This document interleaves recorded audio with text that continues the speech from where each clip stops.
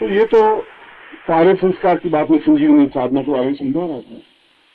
मैंने आपको चौथा शुक्राचार्य प्रणीत संजीवनी साधना में कही, और यह ग्रंथ भी अपने आप में गोपनीय ग्रंथ रहा है, और केवल इसकी एकमात्र प्रति है नेपाल में।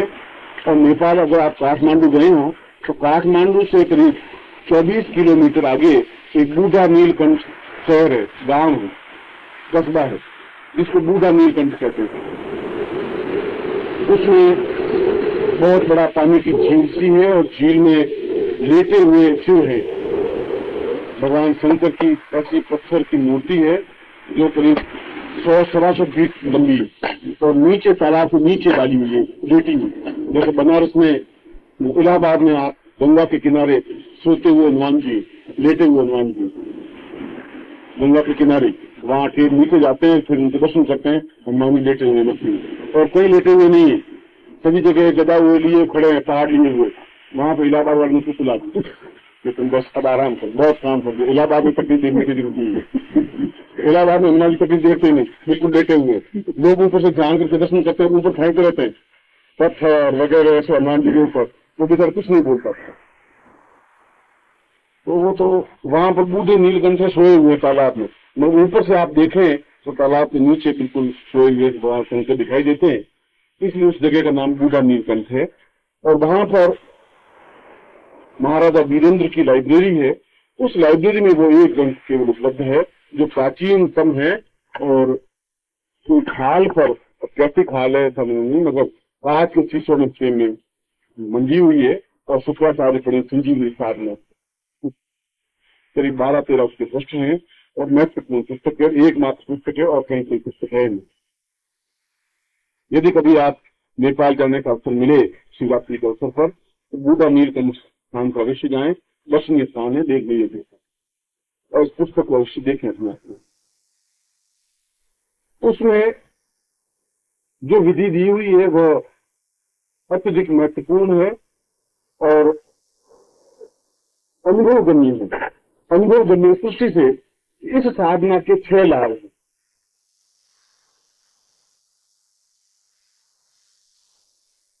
पहला तो यह ऐसी साधना है जो मृत व्यक्ति में प्राणों का संचार कर सकती है।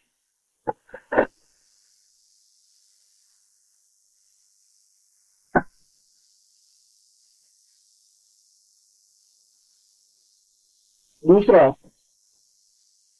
इसकी महत्वपूर्ण विशेषता एक और है कि यदि व्यक्ति कोई मृत तुल्य हो, यदि आप किसी बीमार से मिलने के लिए जाएं,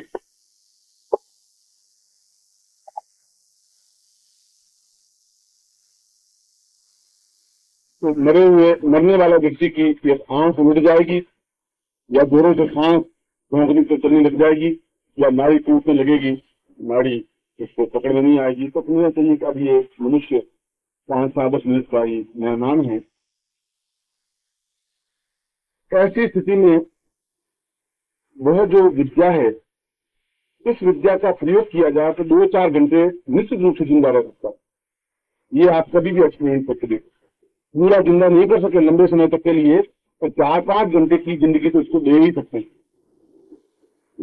और इस 4-5 घंटे की जिंदगी में वो सारा हिसाब किताब अपने बच्चों को समझा सकता है, कह सकता है, सुन सकता है, उसकी मन की इच्छा विचार। तब तक डॉक्टर आ सकता है, डॉक्टर का ट्रीटमेंट मिल सकता है। ये बहुत बड़ी एक उपलब्धि है, बहुत बड़ी उसको जिंदगी देने वाली बात है। तो इसके समान तो अन्य कोई चीज नहीं है कि आप उसको 4 घंटे जिंदगी दे दें, तो 4 घंटे में जब लड़के वापिस डॉक्टर का उपाय कर सकते हैं, 4 घंटे में तो उसको दूसरे ले जा सकते हैं प्लेन से। 4 घंटे बहुत बड़ी बात होती है आज की जिंदगी। यहाँ से बम्बई ले जाने में करीब 1.5 घंटा लगेगा, 2 घंटे लगेंगे, तो ज्यादा लगेगा। तो उसको अच्छे खासा ट्रीटमेंट मिल सकता है, बच सकता है। तो ऐसे मृततुल्य व्यक्ति को आप 4-5 घंटे की जिंदगी दे सकते हैं इसके माध्यम से।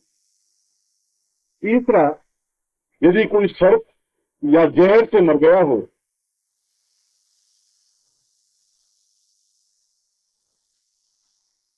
तो 3 महीने तक यदि उसकी लाश सड़ती नहीं, जिसको जहर चढ़ा हुआ हो उस व्यक्ति की लाश सड़ती नहीं, 8 घंटे में नहीं सड़ती, 3 महीने तक भी नहीं सड़ती।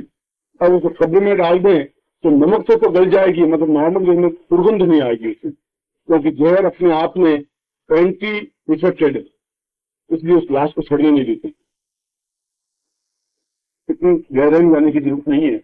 मगर यदि किसी को सांप काट लिया हो, मृत्यु हो गई हो, या किसी जहर पी लिया हो, मृत्यु हो गई हो, या किस की पी करके लोग मरते हैं, मरने के लिए तो बड़े लोग होते हैं, हीरा खा करके मरते हैं, छोटे लोग सिर्फ फ्रूट खा लेते हैं, वो मारने की दवा पी लेते हैं।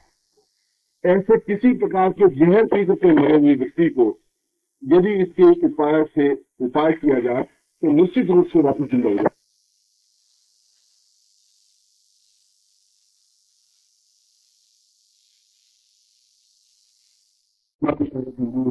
किसी का समाज में कोई लड़के की बात होगी और इससे मर जाता है, या बहुत खुशी की बात होगी, बिल्कुल गरीब से लौट मिल जाए तो भी मर जाते हैं। बहुत ज्यादा खुशी से, बहुत ज्यादा गम से मर जाते हैं।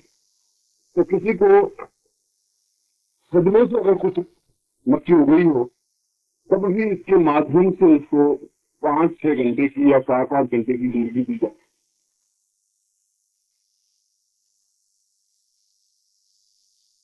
पांचवा, वृद्धावस्था में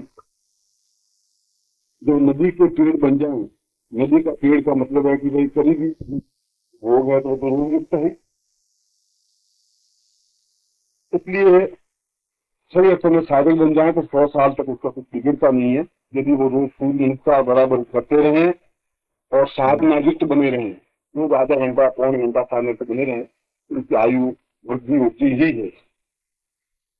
फिर भी यदि वृद्धावस्था हो तो इस प्रकार का नित्य प्रयोग करना चाहिए, तो उसको आकस्मिक मृत्यु नहीं होती और मृत्यु वृद्धि होती, आयु वृद्धि होती रहती है। और तथा इस साधना का सबसे बड़ा लाभ यह है कि यह व्यक्ति को अनंत काल तक जिंदा रख सकती है। क्योंकि संजीवनी साधना है, संजीवनी साधना का मतलब ही यही है कि जिसमें जीवन हो वह साधना, मरने वाली की तो साधना नहीं है। संजीवनी का मतलब है जीवित रहने वाली, हजारों साल तक जीवित रह सकते हैं, लोग रहे हैं और रहे। शुक्राचार्य आज भी जीवित हैं, और भी देवता जीवित है, और भी ऋषि जीवित हैं जो 8 साल से जीवित हैं, तो वे सभी इसी साधना के माध्यम से ही जीवित रह सकते हैं और कोई साधना नहीं करनी। सबसे बड़ी बात गृहस्थ लोगों के लिए उपयोगी यह है कि यह किसी भी वृद्ध व्यक्ति को बहुत लंबी आयु दे सकता है। दूसरी बात कि मृत व्यक्ति को वापिस जीवित कर सकता है यदि वो सही ढंग से साधना कर ले। ये तो हुआ इसके बाद। और उस पुस्तक में ये साधना विधि क्या है वह मैं आपको लिखा देता हूं।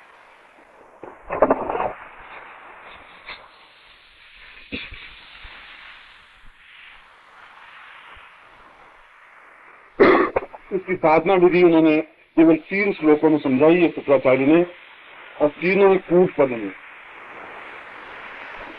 उन्होंने पहले श्लोक, 3 श्लोक मुझे मौखिक याद है, कंठस्थ है।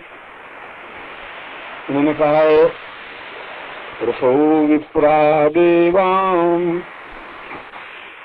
मरतरमणि व्याहति सरम शिवो दीर्घायुक्तम मनघ प्रणीतम दारभूतसरम अतिव्याप्तम एवं व्यतिकरपरां पूर्णदमिदं नमो मातर देव्यां नम सहित शंभोर्विषपरां महो मृत्योर्विपुरं सहित कलितं पूर्णदमिदं नमः प्राणस्थेजं परवितसरं सार्मतसरं रसो पूर्णां मूर्छां शरणदपदां दीर्घतयुतौ नमः अष्टौ पूर्णां शरणदगदां पूर्णसहितं।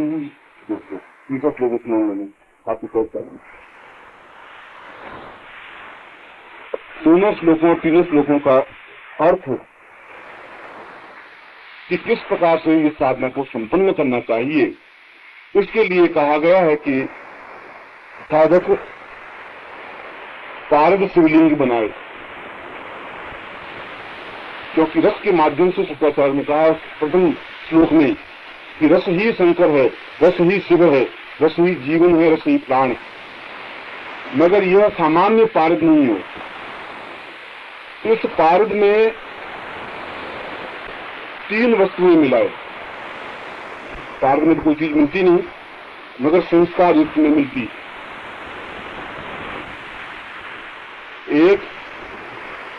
एक तोला पारद में 1 किलो फूलों का रस, गुलाब के फूलों के, ताजे गुलाब के फूलों का रस मिलाए, मिक्स कर ले, एकाकार कर ले, अव्यक्त कर ले। और दूसरा, नील पत्र के 1 किलो रस को उसमें मिक्स कर ले।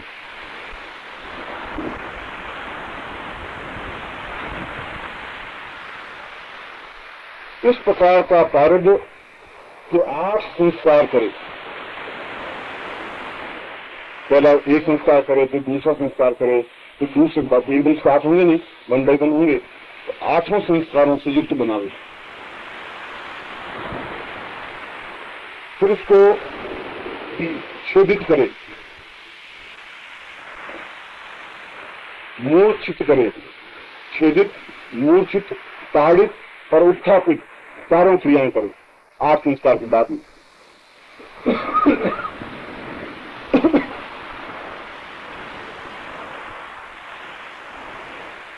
और फिर उसका शिवलिंग,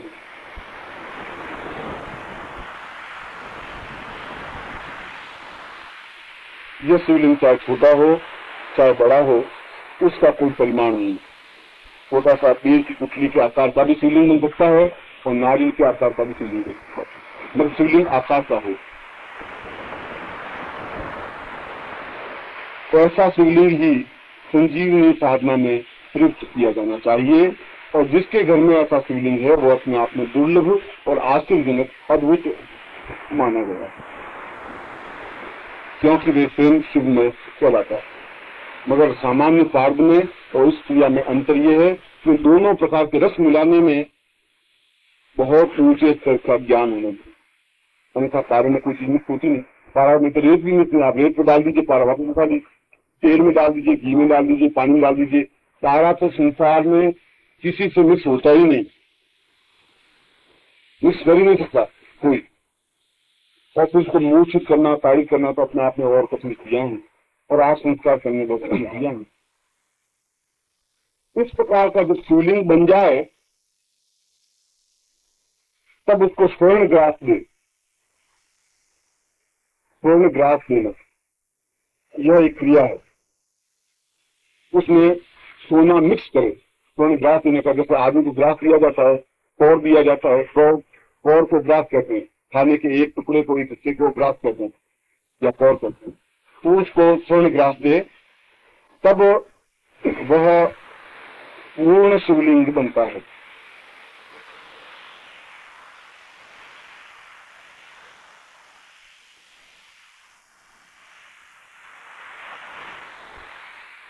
इस प्रकार का शिवलिंग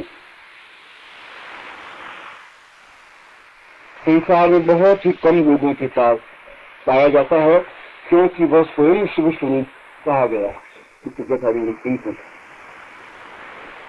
ऐसे शिवलिंग को यत्न पूर्वक डिब्बी में रखना चाहिए, क्योंकि इसकी पूजन अर्चन करने की जरूरत नहीं होती।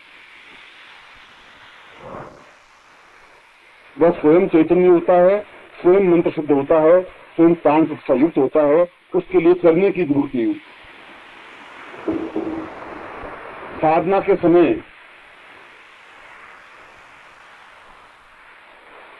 उसको सामने किसी पात्र में नील पत्र बिछाकर उसके ऊपर शिवलिंग को रख देता।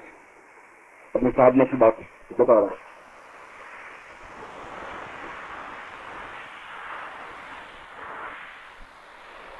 और उस पर आंख के दूध, आंकड़े का दूध पहले से निकाल करके रखे, लगभग 3 तोला नित्य ताजा आंख का दूध हो, और उसमें पानी 1 किलो मिलाकर के 2 तोले आके दूध में 1 किलो पानी मिला दे और उसकी जलधार देते हुए मंत्र जाप करे।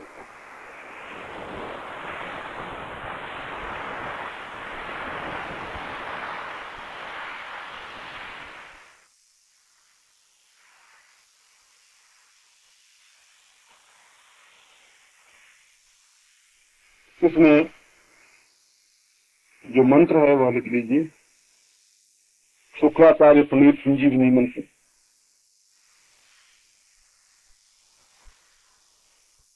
ओम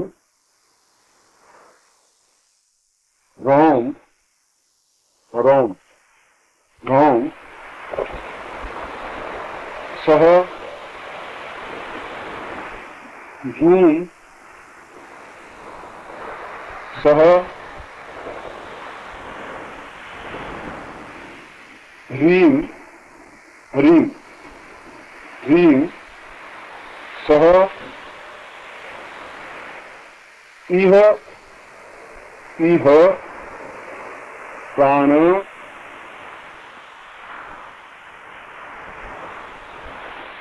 सम सपबिंदी सम नमः। यह मंत्र है और पूरा मंत्र बीज युक्त है। इस मंत्र की 3 घंटे तक मंत्र जाप करना है। रुद्राक्ष की माला पहन करके मृगछाला बिछा करके, नीचे आपका मृग चरण हो या जागृत चरण हो, उसके ऊपर आप बैठे और रुद्राक्ष की माला धारण की हुई और उस जल का अभिषेक करते हुए 3 घंटे तक मंत्र जाप करते हैं।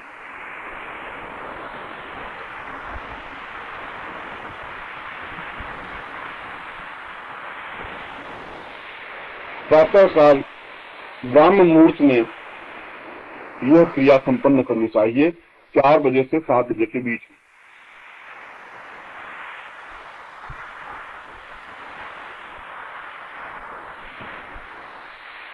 इस प्रकार 21 दिन तक यह प्रयोग करना है।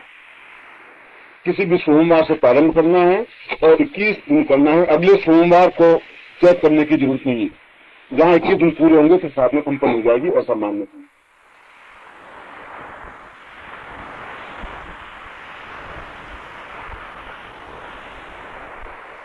ऐसा करने पर वह शिवलिंग और वह साधना सिद्ध हो जाती है।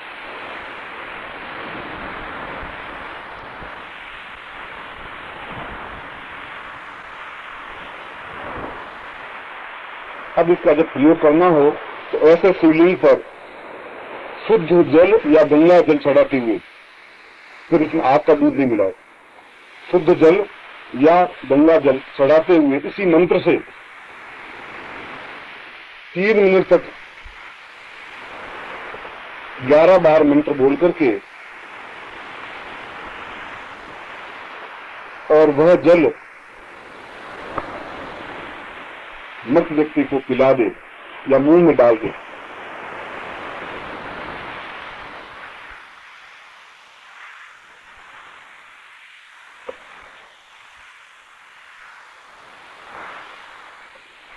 फिर मृत व्यक्ति के दाहिने कान में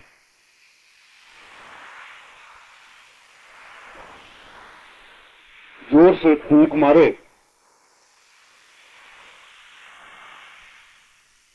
3 बार मंत्र का उच्चारण करे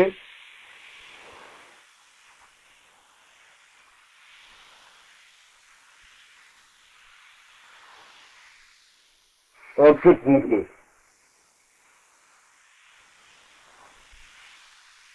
तो वह व्यक्ति पुनः चैतन्य हो जाता है।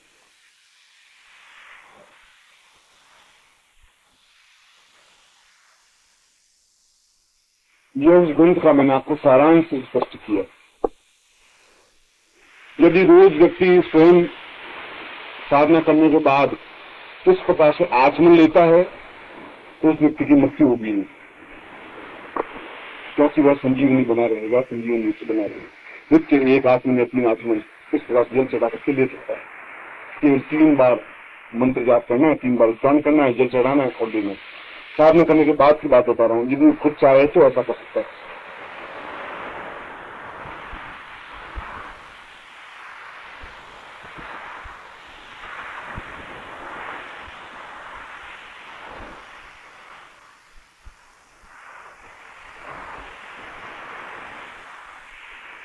यह शुक्राचार्य प्रणीत संजीवनी साधना है और अत्यधिक दुर्लभ और गोपनीय रही है, जिसके लिए भी वही नियम जो मैंने कल शाम को आपको मैंने गुरु द्वारा प्रणीत जो नियम बताए थे, वही नियम इस पर भी लागू रहेंगे। इसलिए गोपनीय साधनाओं को गोपनीय बने रहने दें। यह मेरा धर्म और मेरा कर्तव्य था कि आप जिस साधना में भाग ले रहे हैं तो मैं फिर से संबंधित तथ्य छुपाऊं नहीं। इसीलिए मैंने इन साधनाओं को स्पष्ट किया है, अन्यथा मुझे करना नहीं चाहिए था। नॉर्मल वे में करता नहीं, मगर अपने कर्तव्य से डिगना नहीं चाहिए। अगर शिष्य हैं और शिविर में है तो मुझे उसका रेस्पॉन्स देना चाहिए। ये मेरा वजूद था, मेरा कर्तव्य था, मेरा कर्म था। इस साधना से संबंधित यदि आपको कुछ प्रश्न पूछना है तो आप पूछ।